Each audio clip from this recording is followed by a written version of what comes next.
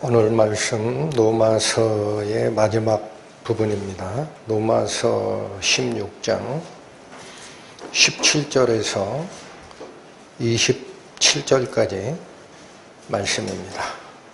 17절부터 상고하겠습니다. 형제들아, 내가 너희를 권하노니 너희 교훈을 거스려 분쟁을 일으키고 거치게 하는 자들을 살피고 저희에게서 떠나라.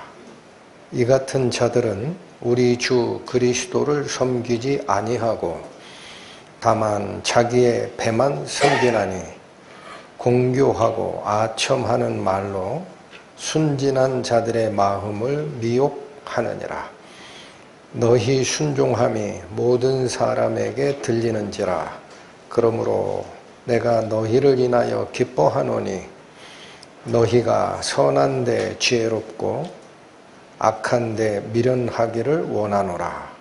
평강의 하나님께서 속히 사단을 너희 발 아래에서 상하게 하시리라. 우리 주 예수의 은혜가 너희에게 있을지어다. 나의 동역자 디모데와 나의 친척 누기오와 야손과 소시바더가 너희에게 문안하느니라. 이 편지를 대서하는 나 더디오도 주 안에서 너희에게 문안하노라. 나와 온 교회 식주인 가이오도 너희에게 문안하고 이성의 제무 에라스도와 형제 구아도도 너희에게 문안하느니라.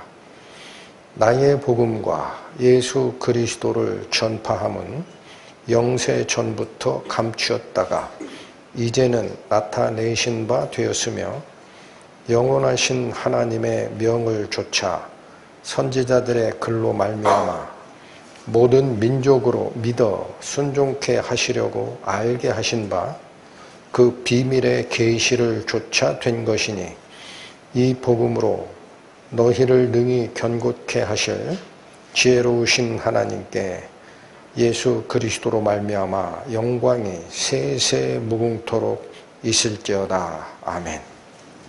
기도하시겠습니다. 하나님 아버지, 오늘은 로마서의 끝자락 사도 바울께서 칭의의 복음을 전하는 그 마지막에 남기신 이 경고의 말씀이 오늘을 사는 저희에게 어떤 의미를 가지는지를 살피고자 합니다. 부디 기록된 말씀의 본뜻 바르게 이해하고 저희 가슴 속에 새겨서 하나님의 복음에 비춰나는 자로 세상에서 부끄럽지 않게 살아간 저희 될 수 있도록 인도하여 주옵소서. 예수님 이름으로 기도 올립니다. 아멘. 오늘은 로마서가 물론 다른 곳에서도 하나님의 복음이 은혜롭게 펼쳐지긴 합니다만 로마서가 우리를 이끌고 갔던 그 장중한 복음의 핵심이 있습니다. 사람의 노력으로 의로워지는 것은 없고 오직 하나님을 믿음으로써만 의로워질 수 있다라는 칭의의 믿음이 선포가 다 끝나고 지난번에 살피셨지만 로마에 있는 사도 바울이 알고 있는 형제들의 이름을 일일이 거명하면서 27명의 이름을 거명하면서 그들에게 문안하라라는 이 일반적인 편지 서식의 마지막 인사말을 아주 자세하게 쓰다가 갑자기 17절에서 갑작스런 경고문이 등장하더라라는 겁니다. 이거는 파격이라고 합니다. 파격. 격식을 뛰어넘었다. 통상적으로 이런 인사를 시작했으면 길든 짧든 마지막 편지를 마감하는 게 일반적인 편지 형식이죠. 그런데 갑자기 17절에 경고가 날라옵니다. 그래서 우리는 이 시점에서 꼭 생각해야 할 게 이겁니다. 왜 경고가 필요했을까라는 거예요. 다 편지를 쓰고 끝자락에 경고가 필요했을까? 여러분, 이 하나님의 복음을 제일 싫어하는 존재가 하나가 있습니다. 누구겠습니까? 대적자 사탄입니다. 그러면 하나님의 복음을 방해하고자 하는 그 대적자 사탄이 주로 활동하는 무대는 어디라고 생각이 드십니까? 교회가 있고 세상이 있습니다. 그러면 사탄이 주로 활동하는 무대는 세상일 것 같아요? 교회일 것 같아요? 20세기 최고의 기독교 변증가라고 얘기하는 C.S. 루이스가 스크루테이프의 편지라는 그 자기의 책에서 대장 마귀가 새끼 마귀들에게 하는 이야기가 있습니다. 어떤 한 영혼이 회심하고 교회로 갔다 해서 너희는 실망하지 마라 그랬어요. 바로 거기가 너희가 그들에 대해서 해야 할 중요한 일이 있는 장소이니까. 여러분, 이게 도대체 무슨 말씀입니까? 사탄의 목적은 두 가지입니다. 불신자에게는 사탄의 목적이 뭐냐?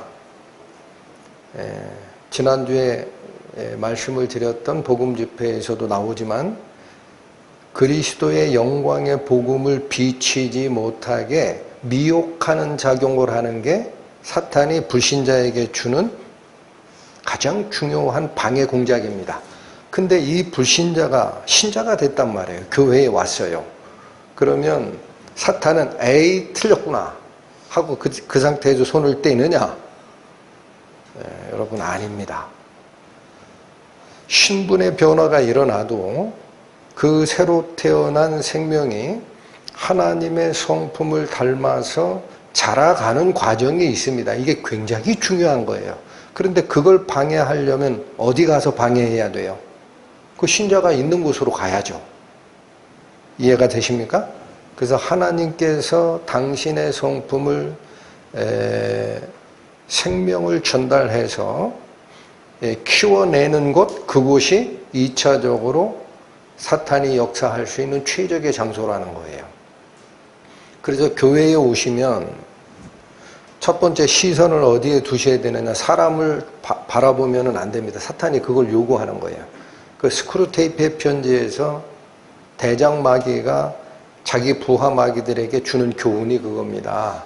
너희들은 실망하지 말고 교회로 가라가 거예요. 가가지고 무슨 일을 하느냐면 사람의 눈이 하나님을 바라보게 하지 말고 옆에 있는 사람들을 바라보게 하고 그들의 단점을 바라보게 하라. 그러면 그들은 사람을 보고 실망하고 교회에서 떠날 것이니라. 그래서 사도 바울이 이 장중한 복음의 핵심을 설명하다가 그것도 편지의 마감 과정에 이미 들어갔는데 거기서 왜 갑자기 경고 문구를 날리느냐면 바로 그 교회라는 장소에 누가 들어온다라는 거죠? 사탄의 사상을 가진 거짓 교사들이 들어온다라는 얘기입니다.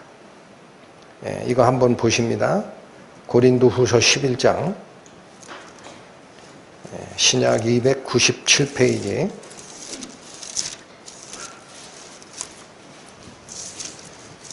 고린도후서 11장 13절에서 15절 살핍니다. 13절 저런 사람들은 거짓 사도요 괴휼의 역군이니 이게 한자로 써있는 괴휼이라는 것은 속이는 그런 뜻이에요. 속이는 그러니까 저런 사람들은 거짓 사도요 속이는 일꾼들이니 역군이 그런 얘기예요. 힘써 일하는 자 속이는 일꾼들이니 자기를 그리스도의 무엇으로 가장하는 자들이다. 그러니까 그들이 표면적으로는 자기를 뭐라고 얘기를 합니까? 나 그리스도의 사도요. 그리스도의 말씀을 전하는 자요 라고 얘기를 한다라는 거예요. 14절 이것이 이상한 일이 아니라. 여러분 교회에서 말씀 이상하게 전하는 목사님들이 많은 이유가 이상한 일이 아니라는 거예요. 이 말씀을 그렇게 읽으셔야 돼요. 뭘로 가장하는 사람들이 있다. 그리스도의 사도로 가장한다. 이게 그리스도의 말씀을 전하는 자가 사도거든요. 그래서 그게 이상하지 않다. 그럼 왜 그러냐면 그게 사람이 근원적으로 문제가 있는 게 아니라는 거예요. 14절을 잘 읽으셔야 돼요. 이게 이상한 일이 아니래요. 왜 아니냐 했더니 사단도 자기를 뭐로 가장한다? 네, 그렇습니다. 그래서 스크루테이프의 편지에서 대장마귀 스크루테이프가 자기 부하마귀들에게 한 영혼이 회개하고 교회로 갔다 그래서 실망하지 말라고 하는 거예요. 거기 가서 너네들이 해야 할 또 다른 일이 있다. 그래서 바로 이런 부분이 경고라는 겁니다. 그래서 로마서의 제일 끝자락에 사도 바울이 칭의의 교리에 대한 이야기가 다 이미 끝나고 앞으로 너희에게 갈 건데 내가 아는 사람들이 로마 교회에 있으니 그들하고 문안하고 서로 연합하라라는 마감을 하다가 갑자기 복음의 방해 세력이 존재한다라는 사실을 꼭 알려주고 싶었다라는 거예요. 로마 교회에. 그렇지 않으면 교회가 변질되니까. 자, 여러분 이게 사도 바울의 입장에서 얼마나 중요했으면요. 여기 잠깐 다시 보시죠. 로마서라는 편지를 어디서 쓰고 있다라고 말씀을 드렸습니까?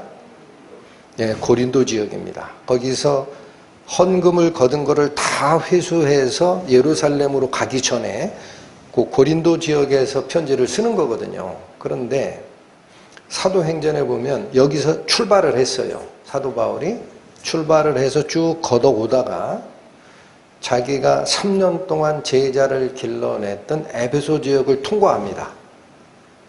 지금 그 오순절인가 이거를 맞이해서 빨리 예루살렘으로 가야 되니까 거기서 지체할 시간이 없어요. 그래서 에베소를 들리지를 못하고 에베소 밑에 항구 도시 밀레도에 자기가 잠깐 있을 때 사람들에게 연통을 넣어가지고 내가 가르쳤던 이 아시아 지역의 장로들을 다 모으라 그래요. 빨리 밀레도로 오라고 하라. 내가 마지막에 할 말이 있다. 해가지고 전하는 말씀이 뭔가 한번 봅니다. 사도행전 20장 갑니다. 신약 223페이지입니다. 사도행전 20장. 이 상황 전개를 이해를 하기 위해서 중간중간에 있습니다. 사도행전 20장 17절 잠깐 보시죠. 바울이 밀레도에서 사람을 에베소로 보내어 교회 장로들을 청하니. 자, 에베소까지 갔다 올 시간이 없어요. 그래서 여기서 얘기하는 에베소 교회의 장로라는 것은 누구냐? 사도 바울이 3년 동안 복음을 전달하고 가르쳤던 자기의 제자들입니다. 그들이 아시아 교회에 쫙 퍼져서 복음을 전하는 일을 하고 있었어요. 다 오라고 그래라. 22절 갑니다. 보라, 이제 나는 심령의 매임을 받아. 이게 영의 매임을 받아라는 뜻이에요. 그래서 원어적으로는 제가 한번 설명을 들었는데 정관사가 붙어 있어서 성령입니다. 그래서 이 얘기입니다. 보라, 이제 나는 성령의 매임을 받아서 예루살렘으로 갑니다 라는 거예요. 그런데 거기서 무슨 일을 만날지 알지 못하노라. 이게 무슨 얘기냐? 미래가 불확실하다라는 거예요. 왜 불확실하다고 그러느냐? 각 성에서 바울에게 성령께서 알려준 게 있거든요. 네가 예루살렘에 가면은 환난과 핍박이 너를 기다리고 구금될 거다. 그러니까 이게 마지막이다라는 느낌이 온 거죠. 그래서 25절 확실하게 얘기합니다. 보라, 내가 너희 중에 왕래하며 하나님 나라를 전파하였으나 지금은, 이게 이제는 그런 얘기예요. 이제는 너희가 다 내 얼굴을 다시 보지 못할 줄 아노라. 바울이 아는 거예요. 이게 마지막이다. 내가 이 자리를 떠나면 나의 제자 장로들에게 다시는 교훈을 줄 기회가 없다. 이걸 알아요. 너희들 전부 다 내 얼굴 보는 게 이게 마지막이야. 이 얘기를 하고 28절로 갑니다. 너희는 자기를 위하여 또 온 양 떼를 위하여 삼가라. 자, 조심할 게 있다라는 거예요. 마지막 스승으로서 제자 장로들에게 주는 마지막 조심할 유의사항이 있다. 첫 번째가 자기를 위해서 조심해야 돼요. 장로들 본인이 몸조심을 해야 됩니다. 까불면 안 됩니다. 또 하나는 온 양떼, 그들이 책임지고 있는 성도들을 위해서도 조심하라 이거예요. 주의할 게 있다. 성령이 저들 가운데 너희로 감독자를 삼고 하나님이 자기 피로 사신 교회를 치게 하셨느니라. 자, 장로들에게 첫 번째 이 알려주는 원리가 있습니다. 너희들이 기르고 있는 하나님의 양떼 성도들은 네 거 아니라는 거예요. 네 거 아니야. 그럼 누구 거야? 하나님이 자기 피로 사신 교회라는 거예요. 그렇죠. 이게 교회에 대한 인식입니다. 니네가 지금 설교를 하고 니네 말을 듣고 있는 양들이 눈에 보일 거다. 그러면 그게 네 걸로 생각하지 마라. 누구 거다? 하나님이 피로 사신 교회다. 그거 너는 그냥 치는 거다. 양치기처럼. 이걸 경고를 하시고 29절부터 봅니다. 이게 문제입니다. 앞으로 일어날 문제예요. 내가 떠난 후에, 자, 사도 바울이 이제 그들과 헤어진 뒤에 일어날 일입니다. 흉악한 이리가 너희에게 들어와서 그 양떼를 아끼지 아니할 것이라. 첫 번째 위협입니다. 외부 침입자가 들어와서 교회를 해칠 거다라는 거예요. 이게 밖에서부터 들어오는 위협입니다. 근데 이걸로 끝나지를 않아요. 30절 또한 하나 또 있다라는 거예요.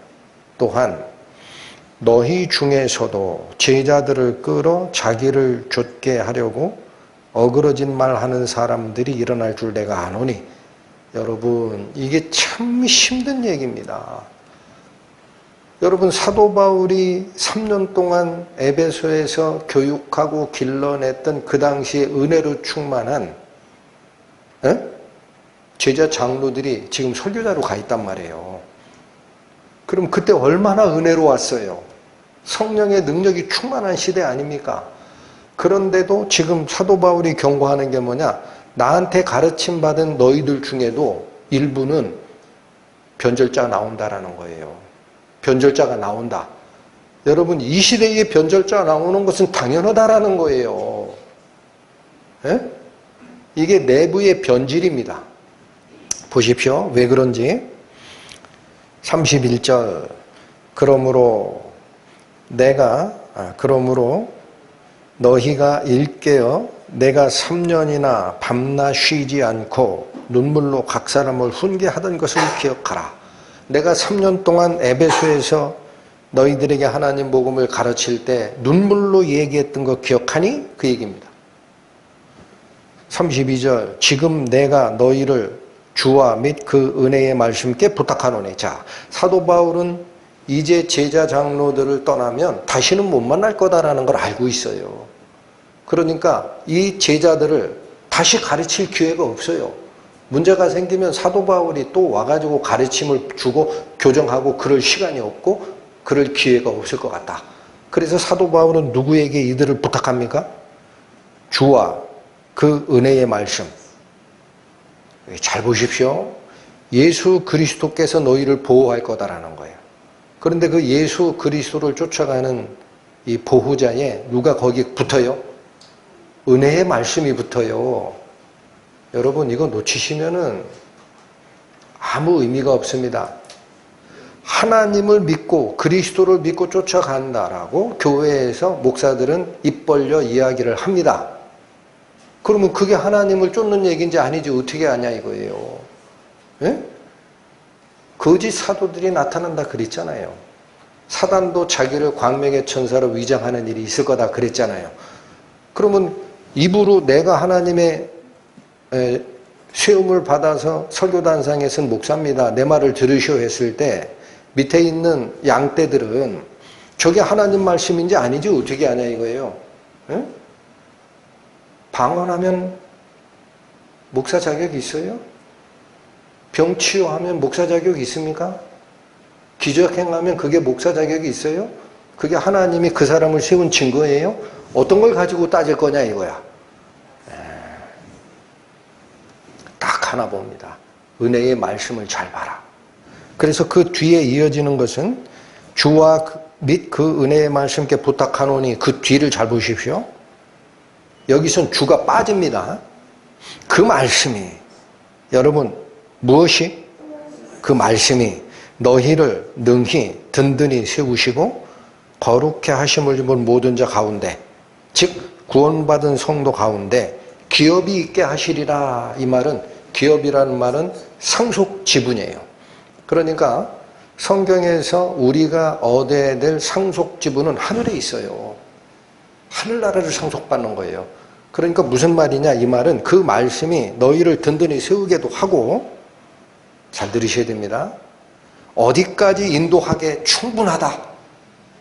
하늘의 상속, 하늘의 영광을 상속받는 그곳에 이를 때까지 그 말씀이 분명하게 너희를 인도해 갈 수 있으니 다른 데 집중하지 말고 거기에 집중하라.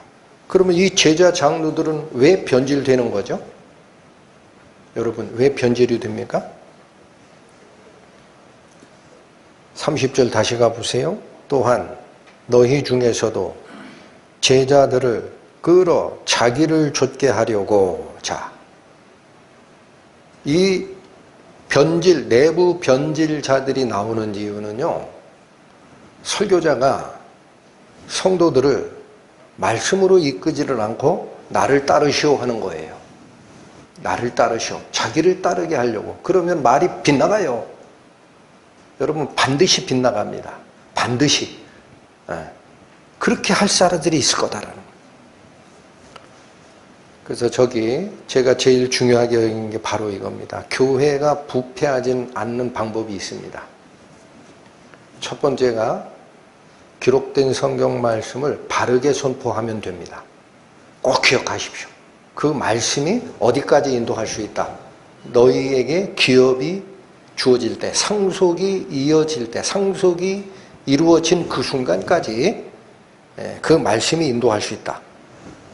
두 번째가 뭘까요? 자, 오늘 본문으로 돌아오십시오. 돌아오시면 17절을 다시 봅니다. 형제들아, 로마서 16장 17절이죠. 형제들아, 내가 너희를 권하노니 너희 교훈을 거스려 분쟁을 일으키고 거치게 하는 자들, 이게 거짓 교사예요. 그들을 살피고라는 것은 누가 그런 행동을 하는지를 잘 봐라는 얘기예요. 그러고 봤냐? 그럼 가서 교훈하고 고쳐주라고 안 하죠. 이어집니다. 저희에게서 어떻게 하라? 여러분, 바른 말씀이 선포가 되는 교회라고 그래서 끝난 게 아닙니다. 아까 제가 말씀드린 C.S. 루이스의 그 유명한 책 스크루테이프의 편지에서 했던 말하고 똑같아요. 대장 마귀가 자기 새끼 마귀들에게 교회에 가다 너네들 할 일 있다는 얘기예요. 할 일 있다. 실망하지 마라. 거기 가서도 또 너희가 해야 할 중요한 일이 있다. 그 하나님 믿지 못하게 하는 그 작업이 사탄의 역사라는 거예요. 그러니까 이들은 훈계해서 될 일이 아닙니다. 어떻게 하라고 그래요? 어떻게 하라? 저희에게서 떠나라. 그들과 분리하는 방법밖에 없습니다. 여러분, 교회가 말씀에 대한 부분에 대해서는 타협이 없어야 돼요. 어떤 문제가 생기더라도 교회는 말씀에 대해서는 타협이 있으면 변질에 단추를 끼기 시작한 겁니다. 18절 갑니다. 자, 여기 나옵니다. 이 사람들이 왜 이럴까 이거예요. 응? 왜 이럴까? 18절 나옵니다. 이 같은 자들은 우리 주 그리스도를 섬기지 아니하고, 그게 무슨 말이에요? 교회에서 설교하고 하는 것들은 예수님을 주로 섬기게끔 하는 거 아니에요? 근데 본심은 우리 주 그리스도를 섬기지 아니하는 자들이라는 거예요. 그럼 뭐냐? 다만 뭐만 섬긴다? 예, 자기의 배만 섬기는 자들이라는 거예요. 자기를 섬깁니다. 배를 섬긴다라는 표현이 뭡니까? 자기의 이익을 중심에 두고 있는 거예요. 자, 하나님의 말씀을 선포해야 하는 사람이 자기 이익에 이 말씀을 선포했더니 성도들이 도망가더라 그러면은 자기는 손해잖아. 그러면 이걸 선포하지 않고 괜찮아요. 이게 중심이 되는 사람들이에요. 그러니까 글러먹은 거죠. 글러먹은 거예요. 글러먹은 사람이 서 있는 거예요. 다시 보세요. 이 같은 자들은 우리 주 그리스도를 섬기지 아니하고 다만 뭐만 섬긴다? 자기 이속만 챙기나니 그 뜻입니다. 그래서 이 자기 이속만 챙기는 사람이라면 아니 여기 회중석에 앉아있는 하나님의 어린 양들 알 거 아닙니까? 저 사람이 지금 하나님을 믿고 가는 목사인지 자기 이속만 챙기는 목사인지 알 거 아니에요. 근데 왜 이게 몰라요? 자, 그 다음입니다. 공교하고 아첨하는 말로 순진한 자들의 마음을 미혹하는 능력이 있기 때문에 그렇습니다.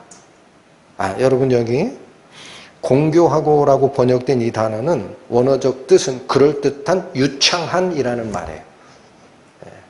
그럴듯한 말을 합니다. 굉장히 설득력이 있어요. 아첨하는 말을 한다 할 때 그 아첨하는이라는 뜻은요, 듣기 좋은, 칭찬하는 그런 뜻이에요. 그러니까 굉장히 설득력이 있고 설교가 설득력이 있어요. 푹 빠져들어요. 그리고 나서 성도들이 듣기 싫은 얘기는 안 해요. 성도들이 듣기 좋은 말을 해요. 그래서 여기서 아첨하는 말이라고 표현한 겁니다. 그렇게 하니까 순진한 자들이 야 우리 목사님 설교가 최고야 하고 쫓아간 거예요. 그냥 속는 게 아니다라는 거예요. 여러분 이거 어떻게 해야 됩니까? 어떻게 해야 돼요? 자, 여기 이 똑같은 상황을 지금 보십시오. 로마서 편지의 마지막에 로마 교회 성도들에게 마지막 경고를 빼놓지 않고 있다라는 얘기인데 이때만 이 경고를 한 게 아닙니다.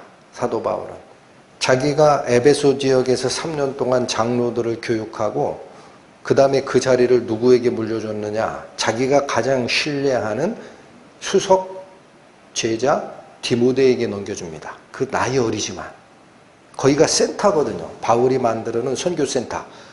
거기를 장로를 세울 만큼 디모데를 신뢰합니다. 근데 그 디모데 후서면 2번 편지를 쓰는데 마지막 편지 죽기 전에 유언서랑 비슷하다 그랬어요. 그때도 디모데에게 강조하는 게 있어요.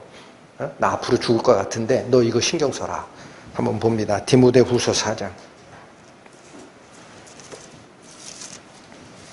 346페이지 펴보십니다. 디모데 후서 4장 3절과 4절 말씀입니다. 때가 이르리니 사람이 바른 교훈을 받지 아니하며 귀가 가려워서 자기의 사욕을 좇을 스승을 많이 두게 될 거다라는 거예요. 또 그 귀를 진리에서 돌이켜 허탄한 이야기를 좇으리라. 여러분 잘 보십시오. 바른 교훈을 안 받습니다. 여러분 바른 교훈이 뭐예요? 바로 위에 있었어요. 2절 너는 말씀을 전파하라. 때를 얻든지 못 얻든지 항상 힘쓰라. 어떤 말씀일까요? 범사의 오래 참음과 가르침으로 경책하며 경계하며 권하는 게 말씀 전하는 자의 바른 행동입니다. 그러니까 경책하고 경계하고 권면한다라는 것은 이러한 설교가 나가면 듣는 사람이 좋아요, 마음에 찔리고 불편해요. 후자입니다. 응? 잘못됐으니까 우리 바꿉시다 하는 얘기 좋아하는 사람이 있어요? 없어요. 이것을 3절 바른 교훈을 받지 않는다라는 거예요. 그럼 이들이 왜 바른 교훈은 안 받느냐? 3절 후반절, 귀가 가려워서 자기의 사욕을 좇을 스승을 많이 두기 때문에 그렇다라는 거예요. 여기 귀가 가렵다라는 거는, 여러분 보세요. 여기 귀 속에서 간질간질합니다. 그럼 어떻게 해요? 면봉이나 귀개를 갖다 집어넣고 요거 긁어내야 시원하죠. 이게 무슨 뜻이냐? 다른 번역에서는 귀를 즐겁게 하는 말씀을 듣기를 원한다라는 거예요. 그거 해결해야 돼요. 귀가 간질간질해요. 나 이 소리도 이것 좀 없앴으면 좋겠는데. 귀를 즐겁게 하는 말을 듣기 위하여 이렇게 바꿔주시면 좋습니다. 그래서 자기의 사욕을 좇을 스승을 많이 두는 상태가 되기 때문이다.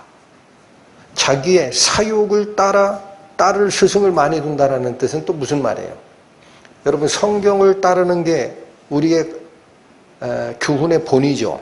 근데 이 사람들은 개인적 욕심, 내가 뭐를 하고 싶어요. 예를 들어서 내가 사업하는 사람이야. 그런데 오늘 설교 말씀에 하나님께서 은혜를 풍성하게 주셔가지고 우리 성도들의 사업이 번창하게 하시고 이런 말을 해. 그럼 너무 듣기 좋은 거야. 그게 사욕을 쫓을 스승을 두는 겁니다. 여기 또 대학 입시 준비하는 학생들이 있어요. 그러면 목회자가 설교단상에 뭐냐면 하나님을 믿으십시오. 여러분에게 지혜를 주시고 여러분의 앞날에 다른 사람들이 따라올 수 없는 그런 유명한 대학에 합격하게끔 하나님이 은혜를 주실 믿습니다. 그러면은 귀가 시원해져요. 우리 목사님 오늘 은혜 주셨다.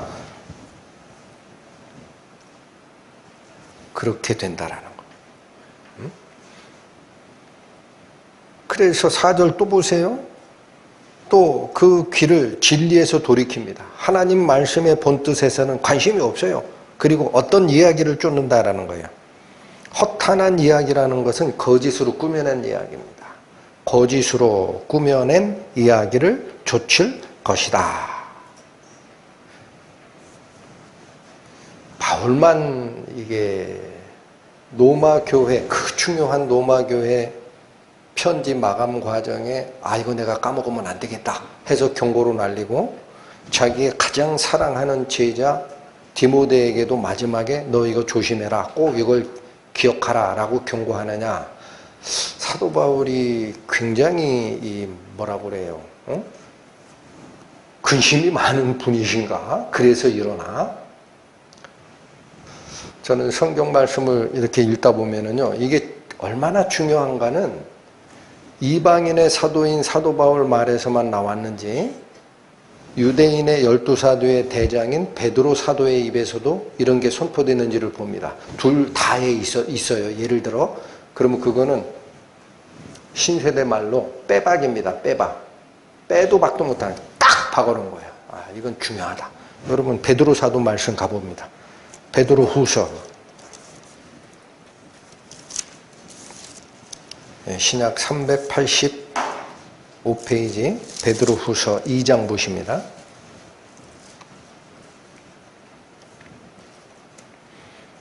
1절에서 3절 봅니다. 베드로 후서 2장 1절 그러나 민간에 또한 거짓 선지자들이 일어났었나니 과거에 그런 일이 있었다라는 거예요. 근데 중요한 것은 이와 같이라고 합니다. 그런 현상이 똑같이 일어날 거다. 어디서 일어나요, 이제? 너희 중에도 거짓 선생들이 있으리라. 이 축천병력입니다. 교회 안에도 있다라는 거예요. 그럼 이 사람들이 왜 일어나 했더니 저희는 멸망케 할 이단을 가만히 끌어들여서 여러분 이단적 교리가 교회로 들어오게 된다라는 거예요. 끌어들여 어떤 현상을 지금 일으키느냐? 자기를 사신 주를 부인합니다. 여러분, 우리는 그리스도께서 당신의 생명인 피를 주고 사신 자래요. 그러면 우리는 무슨 인생을 살아야 돼요? 나를 값주고 사신 주인 되시는 예수님이 살라라는 그 주인이 명하는 대로 살아가야 되는 거죠. 이게 그 뜻이에요. 자기를 사신 주를 부인합니다. 내가 왜 예수님의 종이야? 그렇게 살기 싫은데? 내가 좀 중심이 돼서 살고 싶은데 그렇게 하고 임박한 멸망을 스스로 취한다라는 건 뭐냐면은 하나님께서 멸망의 대상으로 지목했던 죄를 스스로 지기 시작합니다. 이거 참, 왜 이래요, 교회가? 그래서 이 멸망할, 임박한 이 심판의 행동을 하는 것이 그 뒤에 나옵니다. 2절. 여럿이 저희 무엇을 쫓아갈 것이다. 네, 여러분, 그래서 교회에서 있죠. 교회에서 음란의 문제가 발생이 되면은 그 썩는 교회예요. 이걸 쫓아간다라는 거예요. 이게 바로 멸망의 그 대상 아닙니까? 하나님께서 심판하겠다라는 대상 이거 아니에요? 이걸 쫓아요. 이로 인하여 진리의 도가 회방을 받을 것이라. 첫 번째, 이 잘못된 가르침, 이단적 가르침이 교회에 들어올 때는 음행의 문제가 생긴다라는 겁니다. 또 봅니다. 3절. 저희가 탐심을 인하여 지은 말을 가지고 너희로 일을 삼을 것이다. 이게 무슨 말이에요?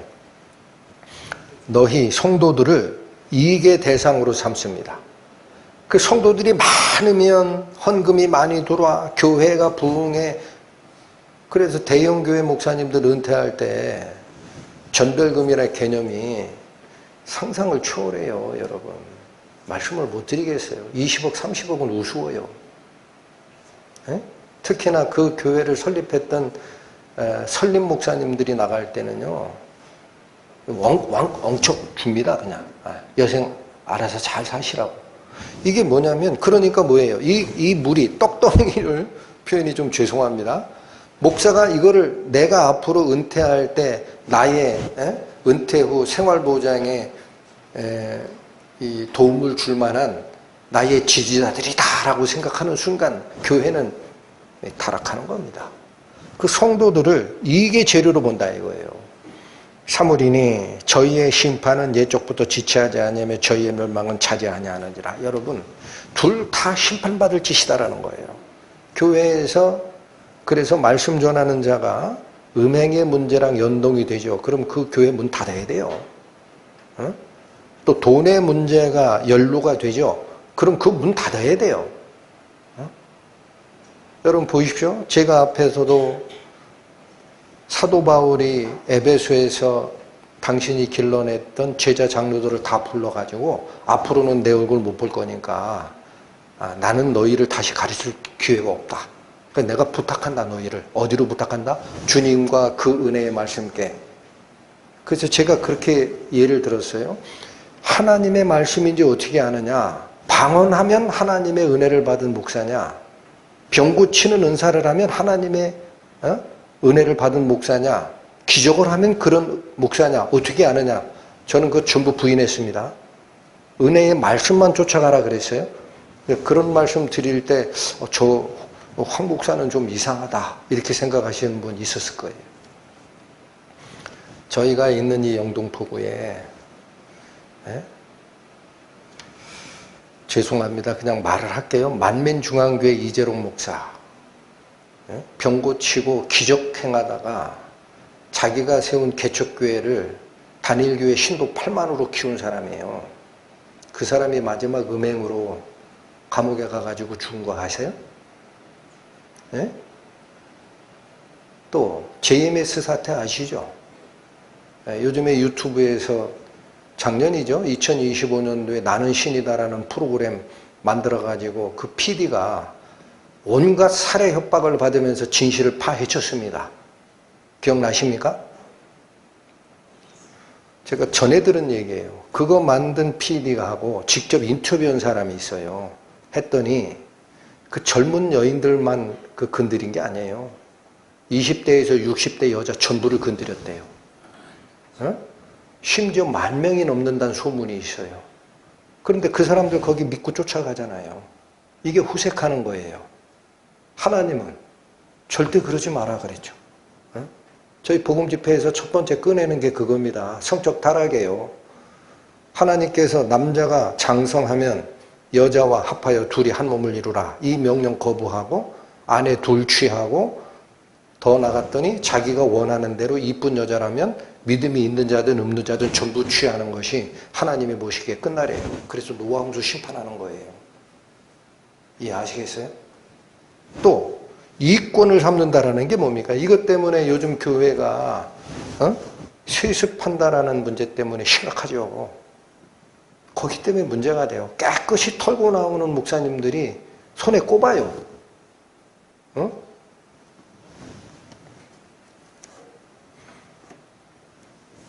우리 말씀사랑교회도 여러분 포함해서 저도 성적인 타락이 오지 않기를 하나님께서 보호하시기를 기원합니다. 돈 문제 때문에 교회가 어쩌고 저쩌고 혹은 내가 돈이 좀 있으니 교회에다 11조 하는 포션이 있으니 내가 기여하는 게 많다 이런 생각이 혹시라도 들어가가지고 교만해지는 일 그런 일도 없기를 기원합니다. 지켜주시길 바랍니다. 다시 본문으로 갑니다.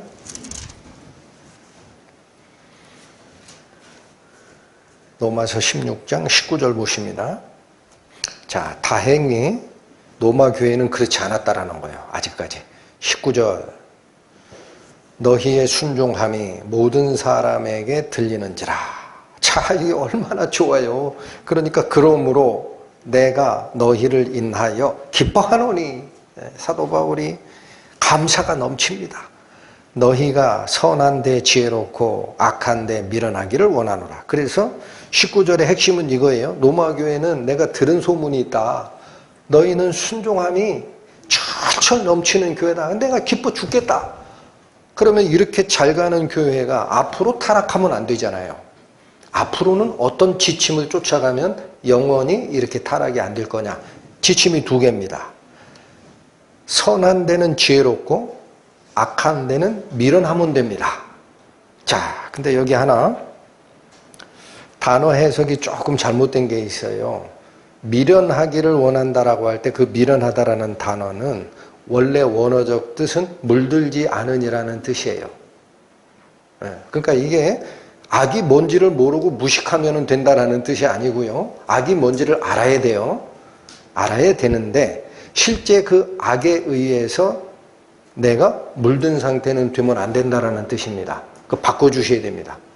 그래서 여기 이 구절에서 선한 데 지혜롭고 악한 데는 미련하다라는 이 두 단어, 지혜롭고 미련하다 이 단어가 이미 예수님이 하신 말씀 속에 있었어요. 나중에 찾아보세요. 마태복음 10장에 나옵니다. 예수께서 뭐라고 그랬어요? 제자들을 전도판송을 하면서 걱정이 많으세요. 내가 너희를 세상에 보내는 것이 양을 이리 가운데 보내는 것 같아. 걱정이 많다. 그래서 뭐라고 하느냐면 뱀처럼 지혜롭고 비둘기처럼 순전하라. 기억나시죠? 그때 지혜롭고 순전하라. 그 단어가 여기에 쓰이는 단어랑 똑같습니다. 그래서 그 순전하라를 가져오셔야 돼. 가져오면 어떻게 읽혀야 되느냐? 너희가 선한 데는 지혜롭고 악한 데는 오염되지 마라. 순전하라. 그 뜻입니다. 자, 그래서 저는 이 악은 안 배우고 싶은데도 자꾸 접촉을 하다 보면 악을 배웁니다. 여러분, 그 중국의 이 속담 중에 근묵자흑 근주자적이라는 사자성어가 있어요. 근묵, 먹을 근, 가까이 할 거예요. 먹을 가까이 하는 자는 근묵자, 흑, 거머쥐고, 근주, 인주, 인주를 가까이 하는 즉, 적, 붉어진다. 접촉하면은 오염돼요. 그래서 복음 집회에도 제가 한번 말씀을 드렸는데 나는 악을 배울 필요가 없다라는 생각은 당연합니다. 구원받은 크리스찬들이라면. 근데 조심할 게 있어요. 배우기 싫은데도 자꾸 접촉하면은 배웁니다. 그 인터넷 환경에서 우리를 끌고 가는 그 악의 세력이 이 바이러스처럼 퍼져 있다라는 사실을 꼭 기억하시고 아차 싶으면은 끊으세요. 튀어나와야 돼요. 응? 악을 자꾸 배우려고 합니다. 무의식적으로 배워져요. 그러니까 우리가 선한 하나님에 대해서는 지혜롭고 계속 연구하고 예민하게 반응하고, 악에 대해서는 순전한 상태를 유지하려면 접촉 피해야 됩니다. 마음에 keep in mind 하시고. 자, 그래서 이 상태가 너무 좋기 때문에 사도 바울은 다시 하나님께 부탁합니다. 20절. 평강의 하나님께서 속히 사단을 너희 발 아래 상하게 하시리라. 여러분, 이거 어디서 많이 듣던 말씀 같지 않아요? 창세기 3장 16절. 하와가 타락한 다음에 하나님이 선포했던 말씀이 그거 아니에요. 여자의 후손은 내 머리를 상하게 하리라. 그래서 여기 로마서 16장 20절에 사단을 너희 발 아래 상하게 하시리라 할 때 그 상하다라는 이 단어가 으스러뜨리다라는 거예요. 그러니까 대충 이 상처를 주는 게 아니고요. 작동 불능의 상태로 으깨버리는 것을 얘기하는 겁니다. 그래서 저는 다시 궁금해가지고 창세기 3장 15절에 여자의 후손은 내 머리를 상하게 할 것이요. 이건 히브리어거든요. 이건 헬라어고. 그거 안 맞아. 혹시 이 히브리어가 무슨 뜻인가 하고 가서 봤어요. 했더니 비슷해요. 여자의 후손이 내 머리를 상하게 할 것이요 라는 그 상하게 하다가 쳐서 오그라뜨리다라는 뜻입니다. 거의 같은 뜻입니다. 그러니까 이 말씀을 가져온 겁니다. 그러니까 그 일 누가 한다라고 돼 있었어요? 창세기 3장 15절에 악의 세력을 누가 머리를 으깨버린다? 예수가 오시면. 그래서 여기 마지막에 뭐예요? 이렇게 하시리라 하고 뭐라고 그래요? 20절 후반절. 우리 주 예수의 은혜가 너희에게 있을지어다.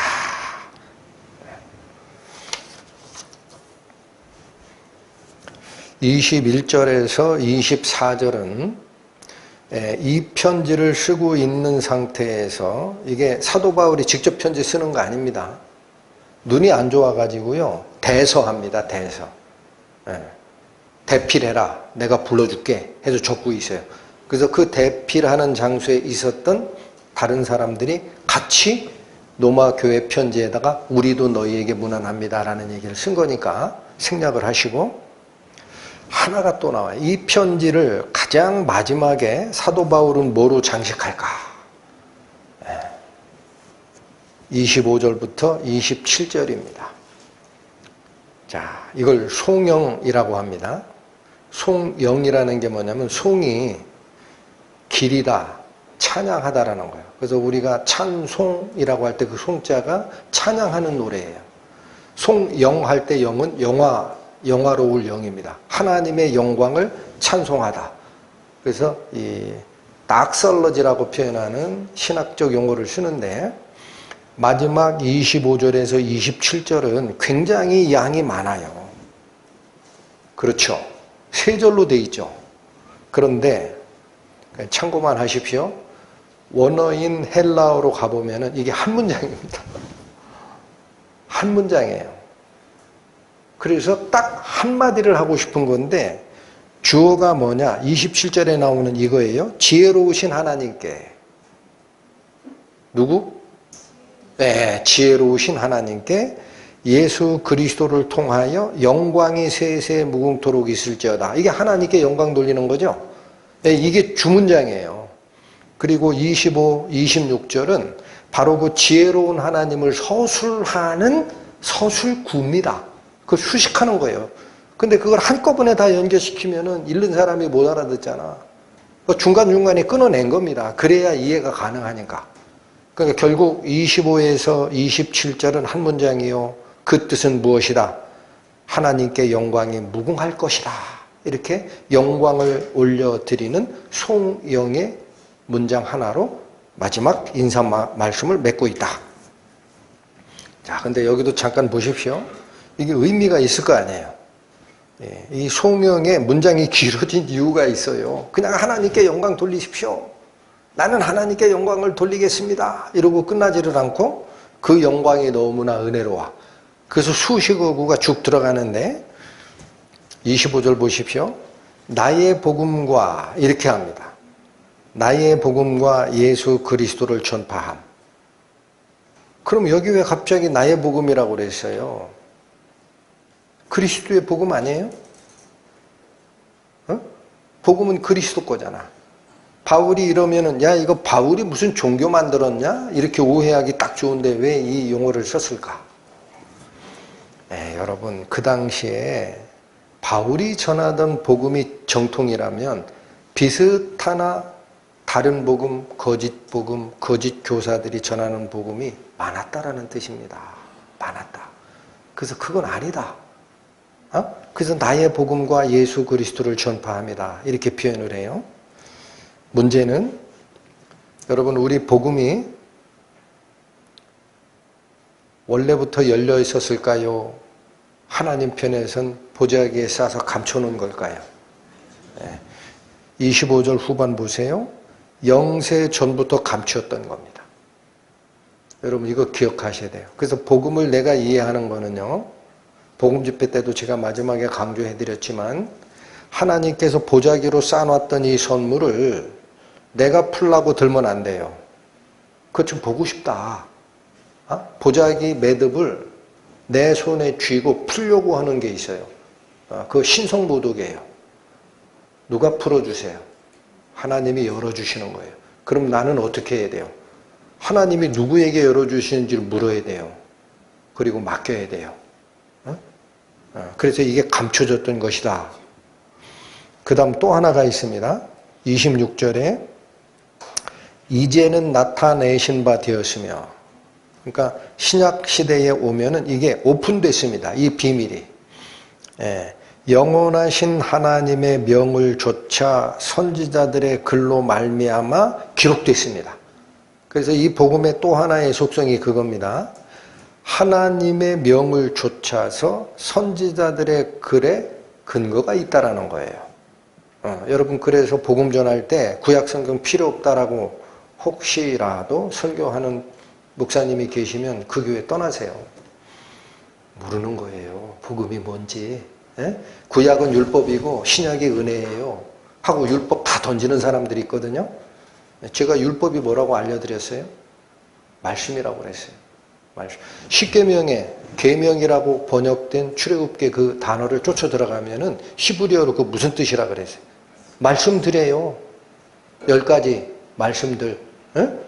그 율법 버리기 시작하면 구약에서 기록한 하나님의 말씀 다 버리는 겁니다.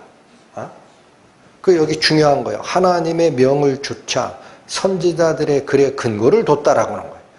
여러분 그래서 이 복음이 우리 지난주에 바로 끝냈는데 제가 예수 그리스도의 복음을 증거하는 6회차에서 아마 들으시느라고 어떤 분들은 힘들었을 거예요. 무슨 말을 하려고 저렇게 장광설을 늘어놓으시나 그랬을 수 있어요.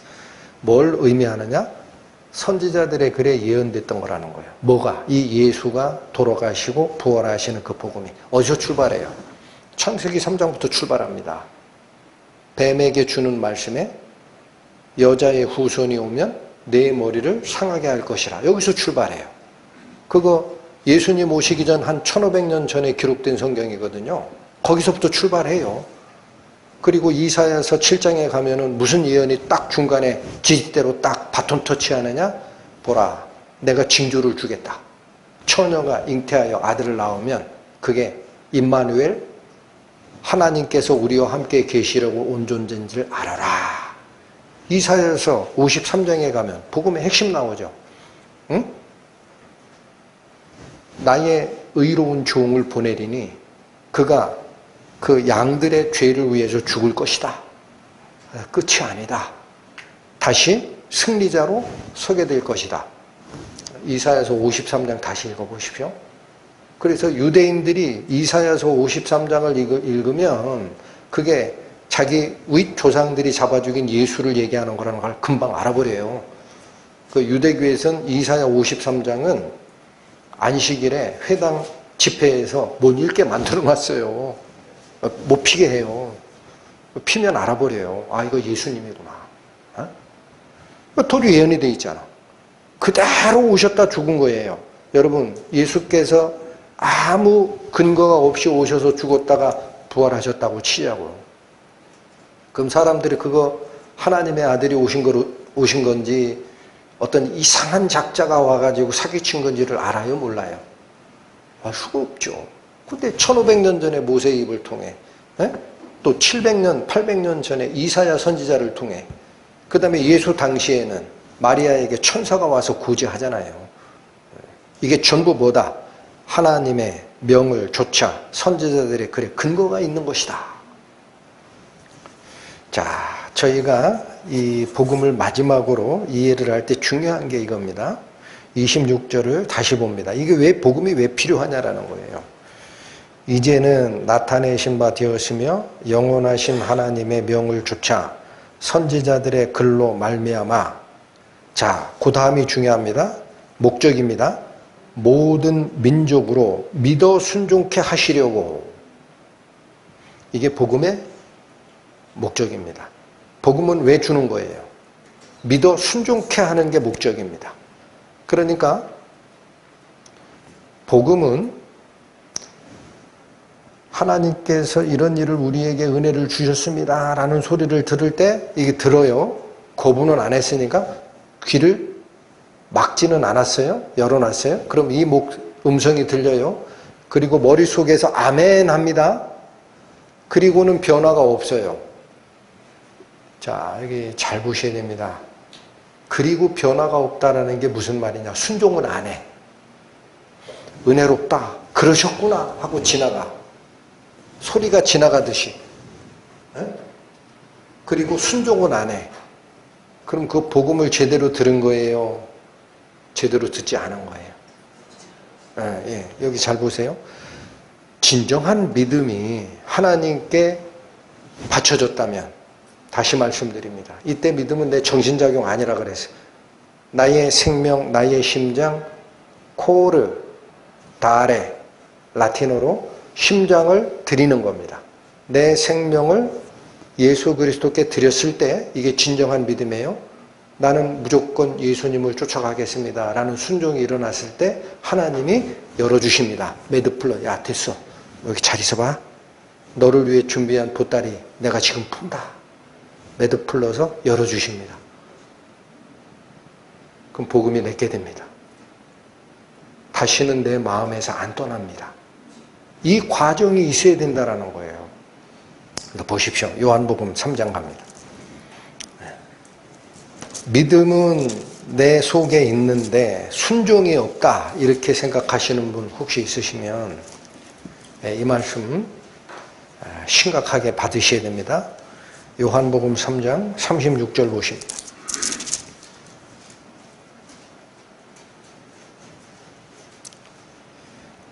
아들을 믿는 자는 영생이 있고 아들을 순종치 아니하는 자는 영생을 보지 못하고 도리어 하나님의 진노가 그 위에 머물러 있느니라. 여러분, 양자택일의 말씀이에요. 하나님의 아들 예수를 믿는 자에게는 뭐가 있어요? 영생이 있어요. 그런데 아들을 믿지 아니하는 자들에게는 영생이 없고 진노가 아직 남아있어. 이렇게 얘기를 안 하시죠. 다시 읽으실까요? 아들을 믿는 자는 영생이 있고 아들을 믿지 아니하는 자는 영생을 보지 못하고, 그렇게 안 돼 있죠. 믿지 아니한다라는 말 대신에 뭐로 바꿔버렸어요? 순종치 아니하는입니다. 여러분, 그래서 이 단어가 같은 뜻이라는 거예요. 믿음이 내 논리적으로 그 말이 은혜로우니 나는 그 말을 받겠습니다 라고 하는 억셉트가 아닙니다. 억셉트. 내 그 말을 수용하겠다. 그게 아니에요. 그 단계에서 끝난 것은 지식작용에 머무른 거예요. 어떻게 해야 믿음이라는 거예요? 순종한 거죠. 그러니까 복음 집회 때도 선언했어요. 자기 생명을 사랑하는 자는 잃어버릴 것이요. 예수님 말씀입니다. 나를 위하여 이 세상에서 자기 생명을 미워하고 버리는 자는 영생하도록 보존되리라. 누구 말씀? 그러니까 이게 오염된 생명이구나. 이걸 내가 내 손에서 놔야 예수님께서 그 생명 받으시고 처치하신 다음에 다시 새로운 생명으로 나에게 심어주시는 거구나. 이렇게 순종해야 되지 않습니까? 그게 진짜 실제가 됐다면, 나의 일생 동안에 그런 어떤 사건이 실제가 됐다면 한 번 순종하고 배반하는 게 아니고요. 그 순종, 내 생명을 넘겨드렸던 결정이 영원히 나를 끌고 갑니다. 영원히 나를 끌고, 중요한 결정이 있을 때마다 하나님이 물으세요. 얘야 잠깐만, 그거 네 생각이지. 내 말 들어봤지 않냐? 어떻게 할래? 하나님은 일일이 간섭하시는 하나님은 아니에요. 에덴 동산에 먹기 좋은 많은 나무를 심어 놓으시고 실과를 맺힌 다음에 하나님이 이건 먹고 저건 먹지 마라 하고 다 골라줬어요. 네 마음대로 먹으라고 허락했어요. 그렇습니다. 그게 하나님의 은혜입니다. 중요한 것은 딱 하나 금하는 거예요. 독약에 들어간 그건 먹지 마라. 그렇죠? 하나님께서는 보시기에 하나님이 은혜로 허락하신 그런 일들을 일일이 이래라 저래라 하시질 않아요. 그건 자유가 아니에요. 하나님이 그걸 허락해요. 다만 뭐예요? 내가 순종한 경험이 있으면 중요한 인생의 의사결정에 하나님이 개입을 하십니다. 부드럽게 개입을 하십니다. 아주 미세한 말씀으로 크게도 안 떠듭니다. 잠깐만 얘야, 네가 결정하기 전에 나하고 상의했니? 그럼 맡겨드리는 거예요. 하나님 뭘 원하시나이까? 어린 사무엘이 성전에 밤에 불을 지키는 역할을 엘리 제사장이 그 어린애한테 맡겼거든요. 그 나실인이에요. 그렇죠? 안나가 못 얻던 아들을 하나님께 기도하고 받았어요. 저 때문에 내가 하나님께 바치리이다 해서 엘리 제사장 밑에 성전에서 제사장으로 키워지고 있어요. 어린애예요. 그 밤에 어린애한테 그 성전 지키라고 한 거야. 그랬더니 성전 지키려고 거기서 이렇게 누워있는데 갑자기 사무엘아 사무엘아 하는 거야. 그러니까 이 어린애가 뭘 알아요? 쪼록 일어나서 엘리 제사장이 쫓아갔죠. 부르셨나이까? 아니다. 다시 가서 누웠어요. 잘라고 하니까 또 소리가 나. 사무엘아 사무엘아. 다시 벌떡 일어나서 엘리 제사장 또 부르셨나이까? 아니라. 3번을 그래요. 그랬더니 엘리가 이상한 거예요. 얘가 꿈꾸는 건 아닌 것 같고, 하나님 음성 들었구나. 그래서 알려줍니다. 얘야, 다시 그 소리가 나거든 나한테 오지 마라. 그리고 이렇게 얘기하라. 주여 말씀하소서, 이 종이 듣겠나이다 하라. 할렐루야. 그렇게 오시는 겁니다. 네가 나한테 인생의 주권 맡긴 거 내가 기쁘게 받았다.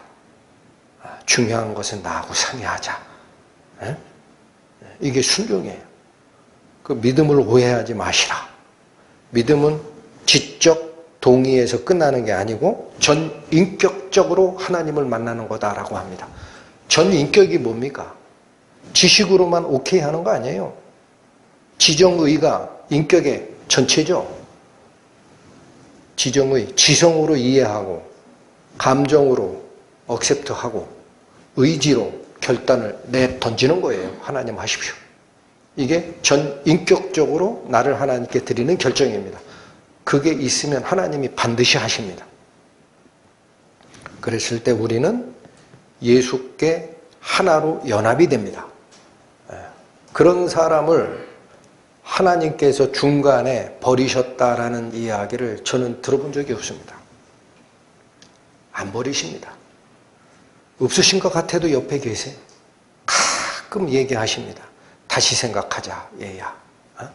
그러니까 아침에 이 음성을 잃어버리지 말게 오늘 하루도 저랑 같이 해주십시오 하고 기도하는 거예요. 아침에 일어나면 하나님, 사무엘에게 주셨던 하나님의 그 호출, 그 목소리를 언젠가 저에게 주실 때 제가 무감각해서 세상에 빠져서 자기 욕심에 함몰되어 못 듣는 사태가 일어나지 않도록 저를 지켜주옵소서. 이 기도하고 시작하는 거예요. 그래서 마지막에 바로 이 하나님께 들려드리는 영광의 찬양으로 노마서를 마치고 있더라. 27절 읽고 마치겠습니다. 지혜로우신 하나님께 예수 그리스도로 말미암아 영광이 세세 무궁토록 있을지어다. 아멘. 기도하시겠습니다. 하나님 아버지, 복음이 있는 곳에 분명한 방해 세력, 사탄의 방해 공작이 함께 있다라는 사실 무겁게 받아들입니다. 이 시대를 살고 있는 저희들도 마음속에 잘못된 유혹이 슬며시 다가옴을 느낄 때 과감하게 쳐내고 생명의 원천 되시는 예수 그리스도께서 저희 마음에 함께 하시어 그 세미한 말씀으로 선함이 무엇인지를 깨우치는 은혜가 함께 하기를 원하오니 저희를 버리지 마시고 약속하신 당신의 구원의 종착역까지 저희를 인도하여 주옵소서. 예수님 이름으로 기도 올립니다. 아멘.